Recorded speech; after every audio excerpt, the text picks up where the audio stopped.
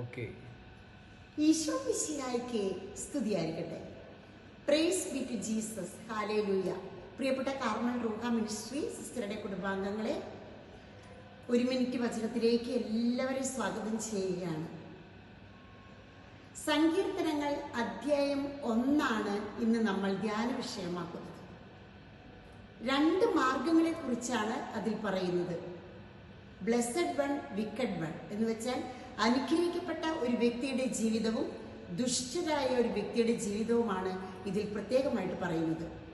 1 മുതൽ ദുഷ്ടരുടെ ഉപദേശം സ്വീകരിക്കുകയോ പാപികളുടെ വഴിയിൽ വ്യാപരിക്കുകയോ പരിഹാസകരുടെ പീഠങ്ങളിൽ ഇരിക്കുകയോ ചെയ്യാത്തവൻ ഭാഗ്യവാൻ. അവന്റെ ആനന്ദം കർത്താവിന്റെ വചനത്തിലാണ്. രാവും പകലും അവൻ അതിനെക്കുറിച്ച് ധ്യാനിക്കുന്നു.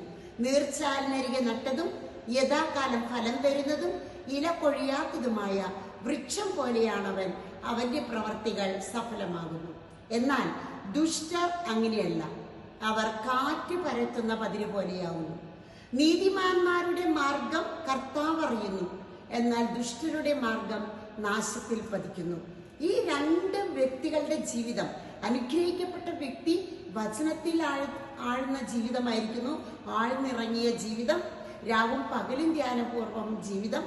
ദുഷ്ടർ കാറ്റ് പരത്തുന്ന പതിരെ നാശത്തിലേക്ക് പതിക്കുന്നു. അപ്പൊ ഈ 2 മാർഗങ്ങളിലെ ആദ്യം പറഞ്ഞ 1 മുതൽ 4 വരെയുള്ള 3 വരെയുള്ള ദിവ്യവചനങ്ങൾ ധ്യാനിച്ചുകൊണ്ട് നമുക്ക് ജീവിതം മുന്നോട്ട് പോകാം.